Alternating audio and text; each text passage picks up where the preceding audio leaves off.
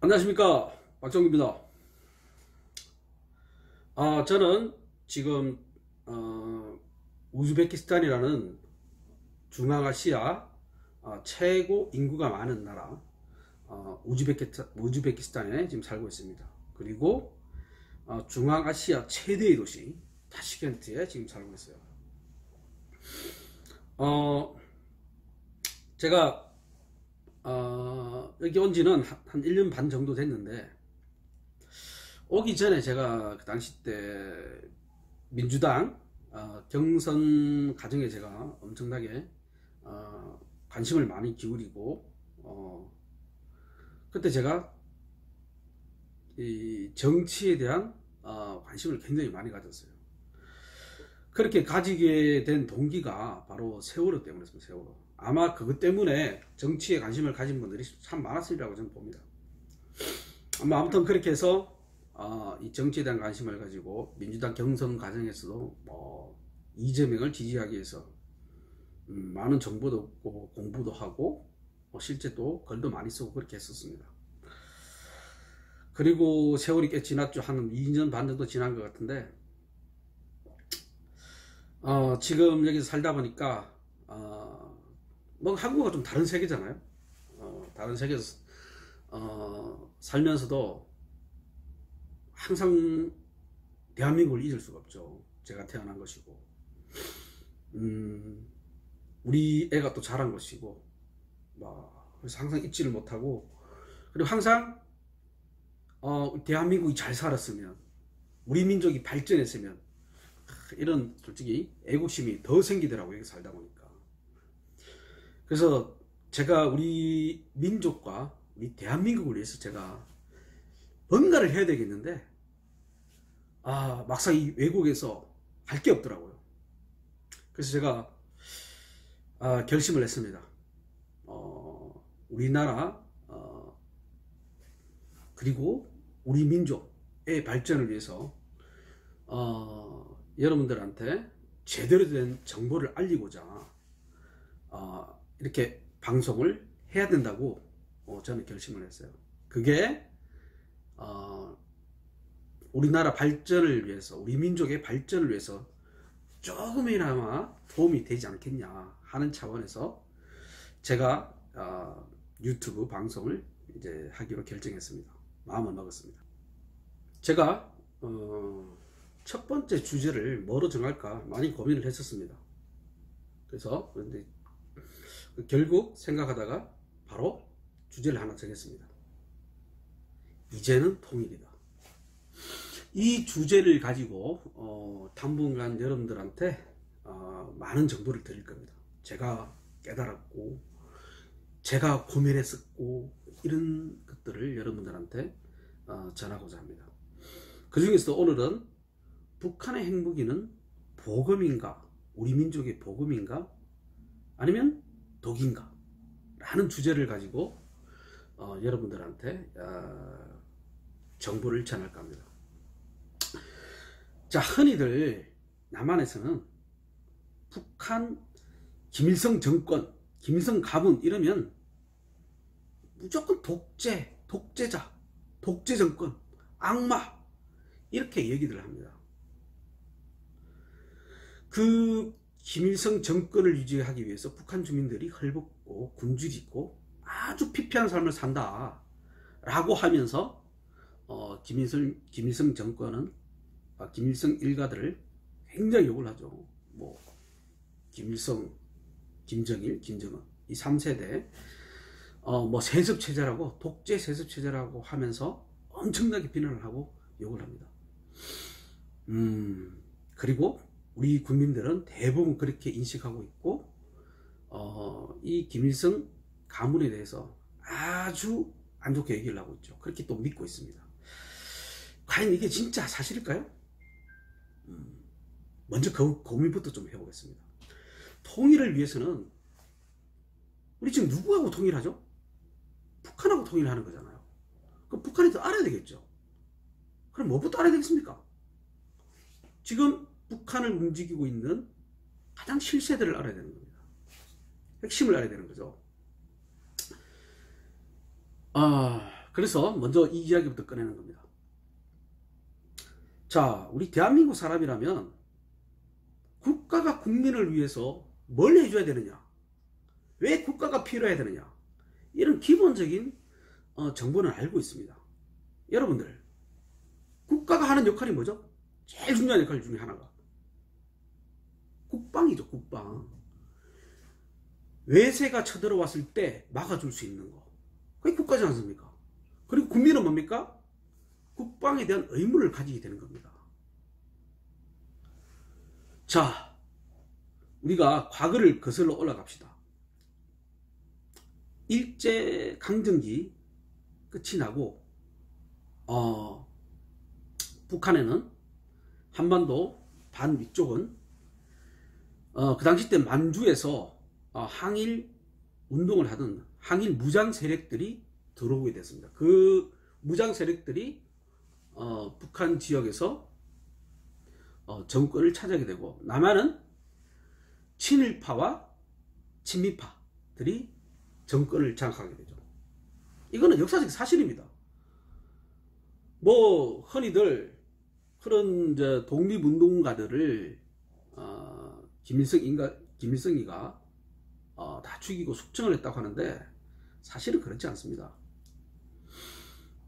뭐 제가 이런 정보는 누구한테 들었냐? 실제 북한에서 온 탈북자들한테 제가 이런 정보를 들었습니다. 우리가 흔히 알고 있는 뭐 김원봉이부터 시작해서 조만식 뭐 이런 독립운동가들이 김일성이가 다 숙청을 했다고 하는데 그건 다 완전 새빨간 거짓말이라고 합니다. 그렇지 않고 독립운동가라서 나름대로 북한에서 엄청난 대우를 해줬다고 합니다. 단 이런 건 있습니다. 여러 이제 그 항일 무장 세력들이 조직들이 한두 개가 아니었거든요. 그래서 모여서 정권을 만들고 하는 과정에서 정치 노선이 서로 달라서 그것 때문에 약간의 뭐 의견 차이라든가 뭐 이런 게 있었고, 실제 가장 중심이 되는 노선에서 이탈하는 그런 조직들이 있다고 합니다. 그런 조직들에 대해서 숙청을 한 게 아니라 단 정치권에서 뺀 거죠. 더 이상 당신의 정치 노선은 우리가 뭉치는데 맞지 않으니 정권 참여에 좀 그만하셨으면 좋겠다, 이런 차원이죠. 그래서 그런 정치권에서 빠진 거지, 그걸 죽이고 뭐 그 가족들을 뭐 몰살하고 몰살시키고 이런 건 아닙니다. 단지 정치권에서 그냥 물러나는 거로서 끝을 낸 거죠. 그리고 그 자손들을 굉장히 뭐 독립운동가 그리고 뭐 국가유공자 이런 식으로, 우리나라 같은 국가유공자겠죠. 해서 상당히 배려를 해줬고, 실제 그 자손들이 그 당시 때 그 정치권에서는 물러났지만 우리나라 독립을 위해서 그 힘을 썼던 그 독립후손가들은 지금 많은 뭐 특혜를 받고 있고, 실제 그런 자손들이 뭐 예를 들어서 김원보이 같은 그런 자손들, 뭐 조만식 같은 뭐 그런 자손들이 북한의 주요 요직에 근무하고 있다고 합니다. 모르겠습니다. 제 말이 사실인지 아닌지는 저도 확인을 안 해서 모르겠습니다. 단 탈북자들한테 제가 직접 들었던 얘기입니다. 그래서 아무튼 김일성을 중심으로 해서 북한 정권이 수립되는 거죠. 그리고 그 모든 그 정권을 뒷받침하고 있는 세력들은 항일 무장 세력들이었습니다. 남한은 어땠습니까? 친일파와 친미파들이, 그 중에서 친일파들이 남한은 정권을 차지하게 되는 거죠. 참 냉정하게 생각해요. 이 부분에 대해서. 여러분, 이 부분에 대해서 진짜 냉정하게 생각해야 돼요. 우리가 북한을 괴뢰 국가라고 하잖아요. 여러분, 이게 동의하십니까? 지금 우리가 경제적으로 번영을 하든 번영을 하지 못하든 그건 관계없어요. 정통성, 민족의 정통성, 국가의 정통성을 생각해 보자는 거죠. 이 부분은 명백히 짚고 넘어가야 됩니다. 왜 우리는 이걸 생각 안 하십니까? 한번 생각해 보세요. 북한은 독립군 자손들이, 독립가들이 세운 나라고, 남한은 일본 강점 시기 때 일본을 도와주고 우리 조선 국민들을 핍박했던 그런 세력들이 남한 정권을 갖다가 차지하고 지배층으로 형성하게 되어 있습니다. 이거는 엄연한 사실입니다, 여러분. 네? 엄연한 사실이에요. 북한은 뭐 빨갱이고 공산당이고 나쁘다. 여러분, 공산주의도 정확하게 아셔야 됩니다. 제가 다음에 공산주의 개념에 대해서도 내가 강의를 할 겁니다. 그렇다고 해서 제가 공산주의를 찬양하냐? 이건 아닙니다. 그리고 제가 북한을 찬양하냐? 그것도 아닙니다.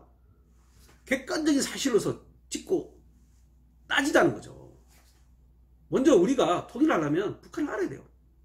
그러려면 민족적 정통성, 그리고 북한이 어떻게 수립됐느냐, 이런 것도 알아야 되는 거 아닙니까? 그래서 제가 얘기를 하는 겁니다. 아무튼 북한은 독립운동가들이 세웠다는 것은 명확한 겁니다. 명백한 사실입니다. 그 당시 때 독립운동가들이 어떤 생각을 가졌을까요?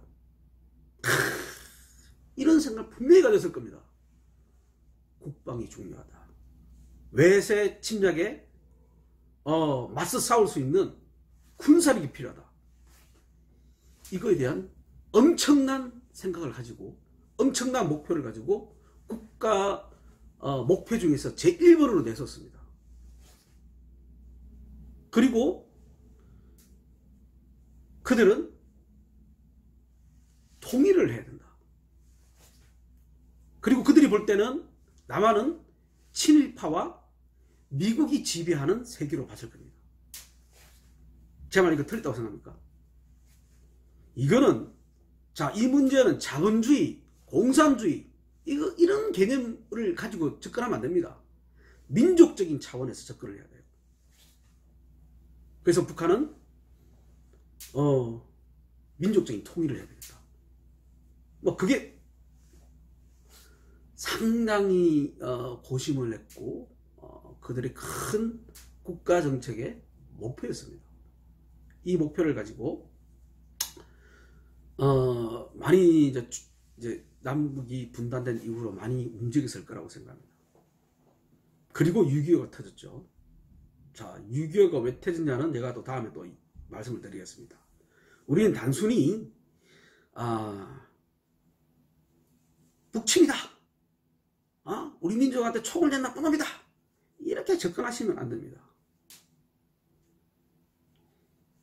한반도 반을 외세가 지배하고 있는데 북한 쪽에서 봤을 때는 그게 달갑지 않았을 겁니다. 그리고 얘기도 지금 분분한 북침이냐 남침이냐, 이것도 자세히 들어가면 애매합니다. 이 문제는 제가 다음에 다루도록 하겠습니다. 아무튼 어쨌든 북한은 그런 나라입니다. 우리 독립운동가들이 세운 자주 민족 국가입니다. 그거는 엄연한 사실이죠. 자, 이런 북한이 당연히 뭘 내세웠겠습니까? 가장 강하게 내세운 게 바로 군사력입니다.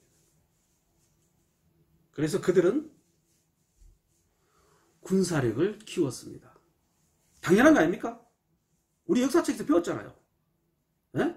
우리가 고구려를 좋아하는 이유가 뭡니까? 그 막강한 군사력, 민족의 방파제, 그거 아니에요?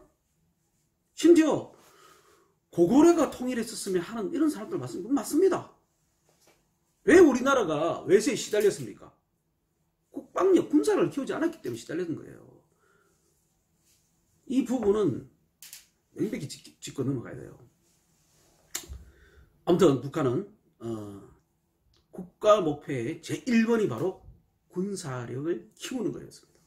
그리고 그들의 적은 누구였습니까? 중국이었을까요? 일본이었을까요? 남한이었을까요? 러시아였을까요? 여러분 아시죠? 그 그들의 적은 바로 미국입니다. 근데 생각해보세요. 미국이라는 나라는 얼마나 강대한 국가입니까? 미국을 상대하기 위해서 군사력을 키운다. 이거 솔직히요, 말도 안 되는 얘기거든요, 솔직히. 지금 우리가 볼 때.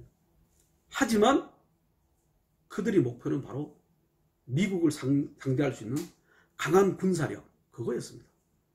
그래서 남한은 미군이 주도를 하고 있지만 북한은 중국군, 러시아군 주도하지 않습니다. 왜? 그들은 자주 국방력을 키우기를 갈망했거든요.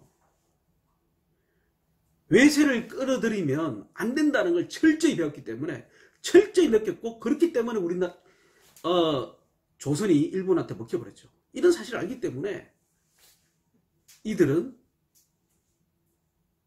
자주 국방 노선의 길을 가게 된 겁니다. 그래서 세월이 지나면서 미국과 그 거대한 미국에 대항하기 위해서 계속적으로 피나는 노력을 했습니다. 그리고 러시아 동구권이 붕괴되면서 북한은 완전히 고립되어 버립니다. 그때 만약에 두 손 들고 미국에 투항했으면 그런 엄청난 배고픔, 북한 주민들이 진짜 아사자가 기아자가 100몇 명이다 라는 소문이 들 정도의 그런 아주 힘든 어려운 시기를 겪지 않았을 겁니다. 하지만 그 북한 주민들과 북한 정권은 자주국가라는 그 목표를 가지고 끝까지 생존하게 되는 거죠. 군사력을 포기하지 않고. 그래서 그들이 내세운 건 바로 자력경쟁이었습니다. 자력경쟁. 부품 하나까지 국산화시키자. 그런 거였습니다. 구소련이 붕괴되고 나서 북한은 엄청난 경제적인 피해를 받았습니다. 미국이 북한과 어떤 경제적인 거래를 하는 것을 다 막아버렸죠. 그게 흔히 말하는 대북제재였습니다. 대북제재. 자, 예를 들어볼까요? 비료 공장을 하나 돌리는 데 있어서는 여러 가지 부품들이 있겠죠. 기계가. 그 중에 단 한 개라도 수입산이 있으면 그 공장이 돌아가질 않습니다. 근데 고장 안 납니까? 기계라는 게? 부품이라는 게?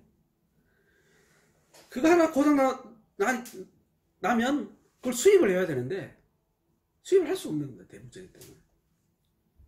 그렇기 때문에 비료 공장이 무너질 수밖에 없어요. 비료 공장이 무너지면 어떻게 됩니까?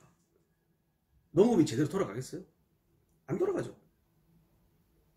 또 하나. 자, 전기를 일으키는데 수력으로 다 안 됩니다.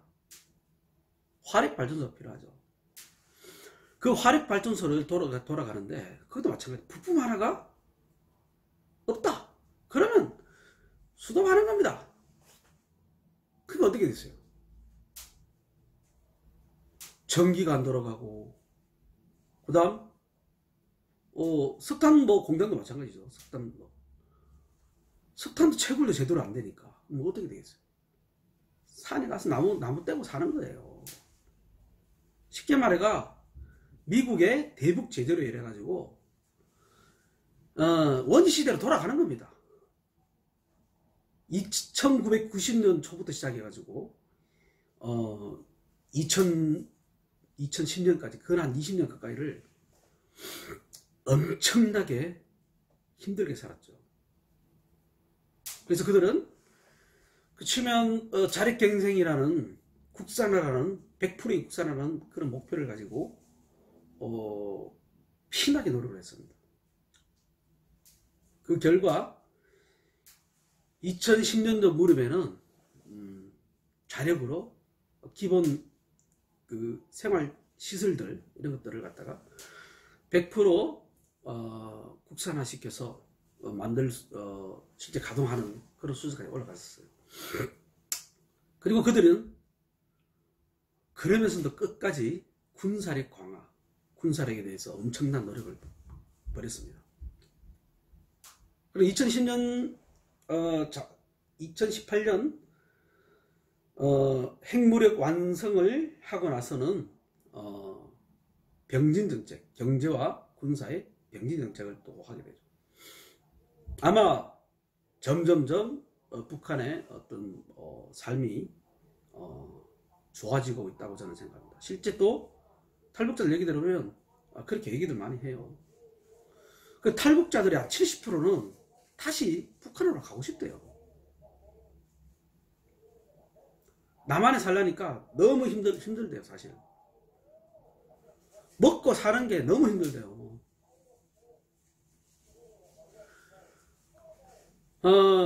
물론 아직 뭐 북한은 남한에 비해서 여러 가지 많이 부족합니다, 경제적으로. 그렇지만 우리 민족사에서 위대한 업적을 달성한 건 사실입니다. 그게 뭐냐? 군사력입니다. 군사력. 미국과 상대할 수 있는 그런 군사력을 가지게 됐다는 것은 우리 민족사적으로 엄청난 자부심입니다. 자, 그런데 이런 얘기를 하죠. 그러면 이제 북한이 핵무기를 가졌으니까 이제 미국이 함부로 간섭을 하지도 못하고 이제 무력으로 남한을 흡수 통일할 것이다. 자, 이 부분을 한번 생각해 보자고요. 북한이 과연 남한을 무력 통일하기 위해서 핵을 사용할까요? 네? 여러분 이거 아셔야 돼요. 과거가 달라요. 과거에 농업 사회가 농업 경제가 주된 사회에서는 전쟁이 일어나도 끝나면 금방 회복이 돼요. 지금 공업화된 산업 사회에서는 공장이 부서지고 도로가 파손되고, 예? 게다가 핵까지 터뜨려져. 여기 이 한반도가요 그냥 사람 살 수 없는 곳이 돼버려요. 이게 만약 핵을 쓰게 되면. 그리고 설사 핵을 쓰지 않고 재래식 무기만으로 전쟁을 한다. 우리 남한이 북한에 비해서 그렇게 재래식 무기가 허접하지는 않습니다. 오히려 어떤 면에서는 재래식 무기가 더 강하다고 볼 수 있어요. 단 북한은 대량 살상무기, 화학무기라든가 생화학무기 뭐 이런 것들이 굉장히 강하다고 하죠. 제가 또 북한에 대한 무기체계 이런 것도 다음에 제가 설명을 드리겠지만, 만약에 남북 간이 핵을 사용하지 않고 만약에 재래식 전쟁을 한다고 치더라도 우리 남한과 북한은 엄청난 피해를 받게 됩니다. 북한도 이제 겨우 이제 진짜 먹고 살 수준이 됐어요. 근데 산업시설들이 전쟁으로 해서 쑥대밭이 되고 다 무너진다? 다시 원시시대에 돌아가는 거예요. 그거 다시 일으켜서 조정을 하려면 적어도 반세기 이상이 걸립니다. 반세기 이상 걸리면 뭐합니까? 이미 다른 나라는 더 발전을 하기 가능했는데 우리 민족의 자멸의 길을 가게 되는 거죠. 근데 그걸 북한이 선택할까요? 그리고 우리 민족을 사랑하고 우리 민족에 대한 애국심이 강하고 그리고 우리 후손들에 대한 영광된 조국을 갖다가 안겨주려고 하는 그 독립군들이 세운 그 정권이 그런 미친 짓을 하겠습니까? 말도 안 되는 얘기예요. 저는 우리나라가 북한의 군사력 도발을 위해서 어느 정도의 재래식 무기를 갖춰야 된다는 저는 인정합니다. 그게 잘못됐다고 생각하지 않아요. 하지만 미군이 없다고 해서 북한이 전쟁을 한다? 이건요 말도 안 되는 얘기예요. 이거는 진짜 같이 죽는데 누가 미쳤다고 합니까? 설사 그렇게 북한이 남한을 차지했다 칩시다. 그러니까 미국은 가만 놔두겠어요? 네? 남한하고 전쟁하는 데 있어서 북한 힘을 다 뺄 겁니다. 아마. 그 뒤는요 북한도 끝나는 겁니다. 그걸 북한이 선택할까요? 민족 자멸의 길을 선택할까요? 독립 후손가들이 세운 북한이 그걸 선택할까요? 그건 말도 안 되는 얘기예요.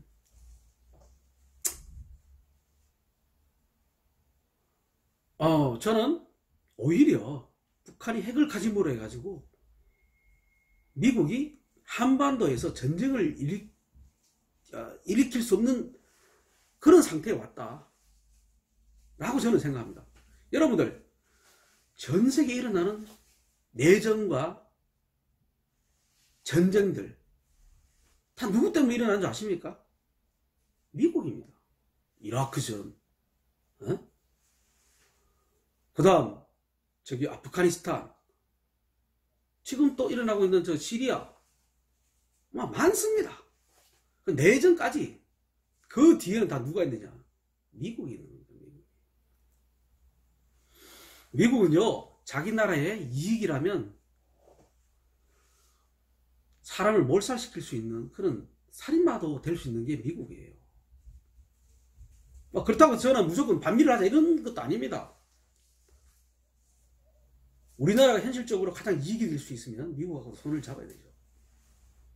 그리고 남북이 최소한 완전한 통일은 아니더라도 경제협력 정도까지만 오더라도 사실은 미국과의 협력이 많이 필요합니다. 미국과의. 그래서 저는 실제 뭐 그런 얘기 있잖아요. 그 당시 때 그 누구지, 클린턴이 북한과 전쟁을 일으키려고 결심을 했다잖아요. 그런데 왜 안 일으켰죠? 장난해, 북한하고 전쟁하니까. 재래식 무기로 싸워도 쉽지가 않아요. 그래서 미국은 포기를 한 겁니다. 만약에 북한이 그 당시 때 군사력이 약했으면 우리는 한반도 내에 또 6.25와 같은 또 전쟁이 벌어졌어요. 여러분들 웃기지 않습니까? 과연 미국이 아군이냐 적이냐? 사실 냉철하게 판단하면 미국은 우리의 적입니다. 적. 하지만 지금 현 세계에서 미국이 전 세계를 좌지우지하고 있고, 특히 경제적인 면에서 엄청난 힘을 발휘하고 있죠. 우리 싫든 좋든 미국하고 어느 정도 손을 잡고 가야 됩니다. 하지만 이제 군사 쪽에서는 더 이상 이제 손을 떼야 돼요. 미군 철수해야 됩니다. 저는 그렇게 생각합니다. 그리고 이제 남북 경협을 시작해야 됩니다. 지금 그걸 맡고 있는 게 누구죠? 박근혜 정권 때 우리 개성공단 폐쇄됐죠? 누구 때문에 된 겁니까? 박근혜가 독단적으로 했다고요? 여러분들 진짜 그렇게 생각하시면 여러분 아마추어입니다. 아직 멀었습니다. 미국이 그렇게 지시를 했기 때문에 그렇게 한 겁니다.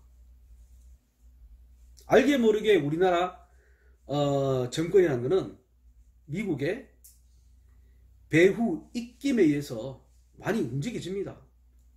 이게 진짜인지 아닌지는 모르겠지만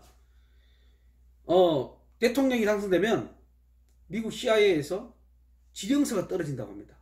우리나라 대통령에게. 근데 이게 진짜인지 아닌지 모르겠어요. 모르겠지만 소문을 제가 그런 얘기를 많이 들었어요. 이게 사실이라고 해도 언론에서는 보도 안 하겠죠. 그리고 이런 얘기가 흘러다니도 진짜인지 아닌지는 알 수가 없죠. 대통령 자리에 가보지 않는 이상. 하지만 논리적으로 추론해보면 미군이 지금 주도를 하고 있잖아요. 그리고 우리나라의 어떤 경제 시스템 다 미국의 시스템의 하부 조직이잖아요. 그렇다면 엄청난 영향을 받고 있는 건 사실입니다. 논리적으로 추론해봐도. 자, 제가 이때까지 말했다시피 북한의 핵은 남한 공격력이 아닙니다. 핵을 사용하면 남한은 진짜 절단납니다. 남한뿐만 아니라 북한도 절단나요. 핵이 터진 데서 살 것 같아요. 인간이 우리 여기 한반도에 이 좁은 나라에.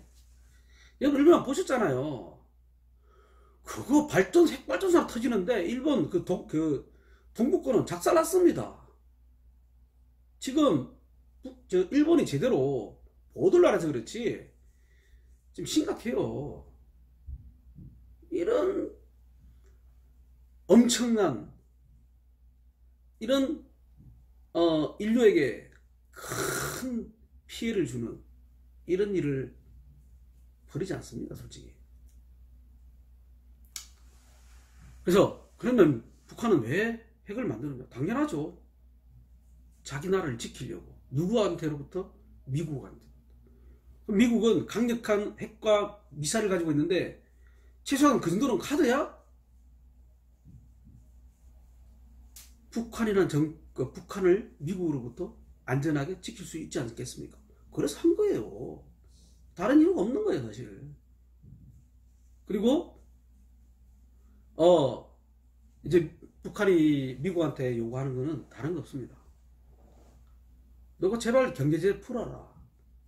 경제 제재를 풀어라의 의미는 궁극적으로 들어가면 이제 너 풀고 우리 남과 북이 손을 잡고 경제 협력을 하겠다는 의미예요, 그게. 자, 우리나라가 북한하고 뭔가를 하고 싶어도 미국의 북한에 대한 경제 제재 때문에 할 수가 없는 겁니다. 세컨드 보이콧, 그 의미가 뭡니까? 네? 북한에서 만들고 북한의 노동자들에 의해서 만들어진 이런 제품도 세계에서 거래가 될 수 없다는 거잖아요. 그래서 우리는 이 부분에 대해서 어떻게 풀어갈지에 대해서 많은 고민을 해봐야 됩니다. 뭐 그렇다고 제가 당장 우리 반미로 돌아서서 하자, 이건 아닙니다.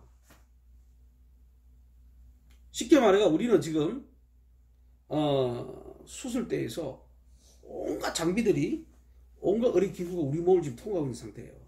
그래서 순식간 빼버리면 어떻게 해서 죽어버립니다.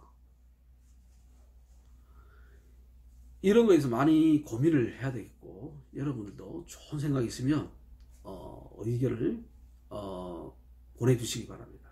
물론 저도 많이 고민을 하고 있어요. 자, 그리고 핵심은 뭐냐?